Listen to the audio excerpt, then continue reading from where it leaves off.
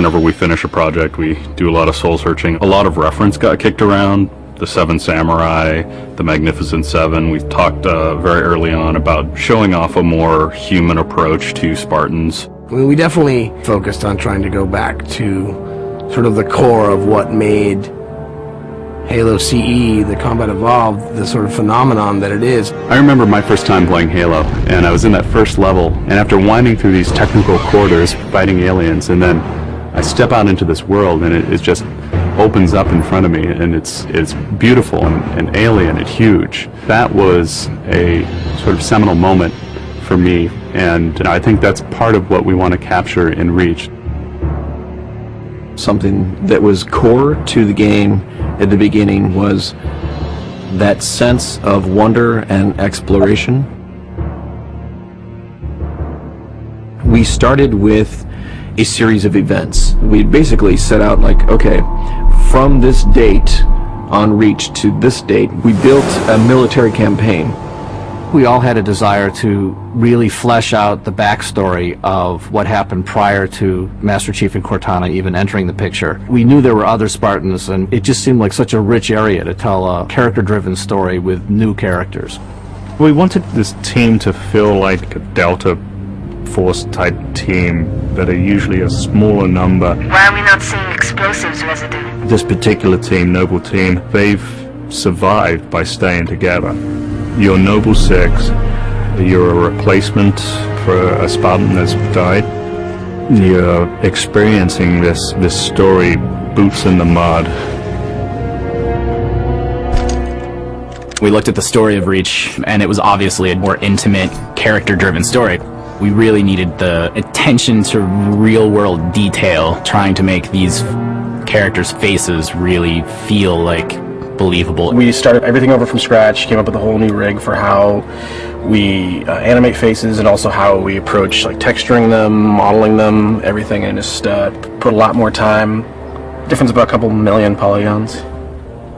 We absolutely want Reach to tell a human story, and that's going to require us to invest significantly into higher fidelity models, much more open environments, larger numbers of AI than ever before in a Halo game.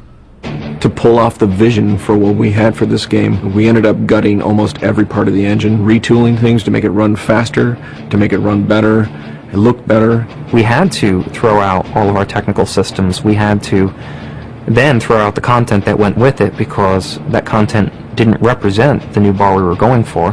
Copy that, on our way. Don't need command to tell me. Been on Earth half my life. Let's shoot it.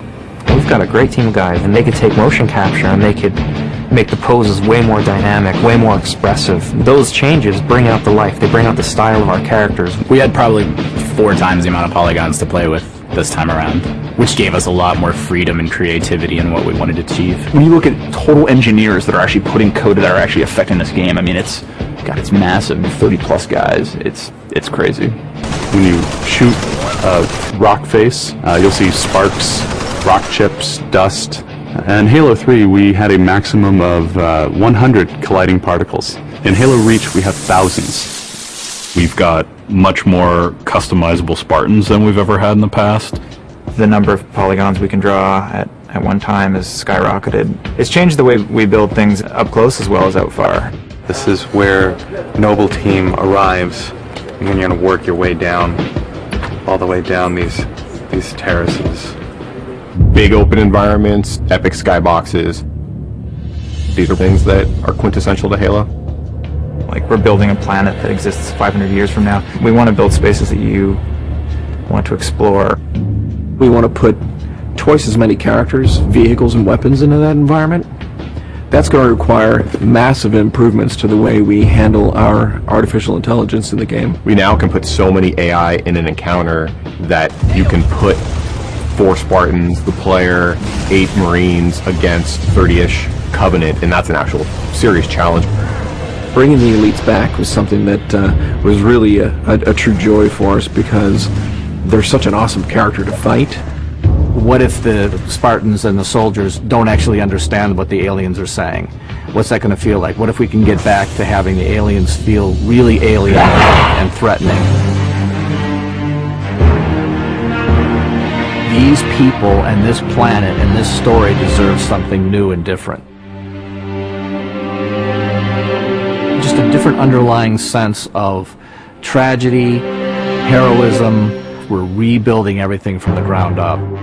You have to walk this very fine balance. We want to add new things, but we don't want to rough up anybody's baby. I mean, that's the whole thing about the crazy sausage that is Bungie's Halo Reach ODST universe, is that we've sort of developed this gameplay that every person sort of has the different things about it that they like, and I still think that we still struggle to figure out exactly what, like what can we add or remove without pissing off certain people of the population. We looked at the Halo 3 assault rifle, and it really does feel kind of dated. It fit the tech then, but now we have all of these new polygons to play with. We went to a lot of trouble to sort of ground the weapons and the vehicles more in this sort of more real, more gritty world.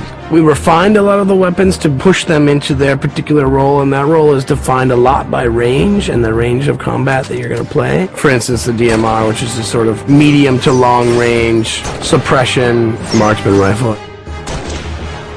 It's going to be a sandbox game. It's not going to be a carefully scripted game where every movement of the AI is controlled by a mission designer. It's much broader than that. It allows the player to deal with encounters in their own specific way. There's definitely going to be offhand grenade throwing. There's definitely going to be vehicles. There's definitely going to be a large number of weapons that are incredibly powerful, incredibly accurate, that allow the player to feel like a badass. Now, if you melee him in the back of the head like you really mean it, you're holding down on the button, you will launch into this more elaborate animation sequence. It's going to be a very different campaign experience for people overall. We're doing stuff in the campaign that people absolutely won't expect from a Halo game. Bigger battles. Brand new cast of characters. An incredibly ambitious game. Every neuron in my head is firing with just reach, reach, reach. We knew from the beginning what the end was going to be. This is the definitive Halo made by the people who created Halo.